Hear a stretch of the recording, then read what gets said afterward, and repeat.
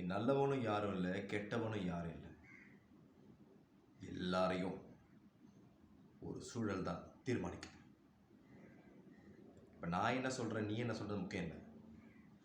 யார் யாரை ஏமாற்றி எப்படி பிழைக்கலான்றது தான் இங்கே வாழ்க்கையாக இருக்கு. ஒன்றும் பண்ண முடியாது. கோவம் கோவம் கோவம்.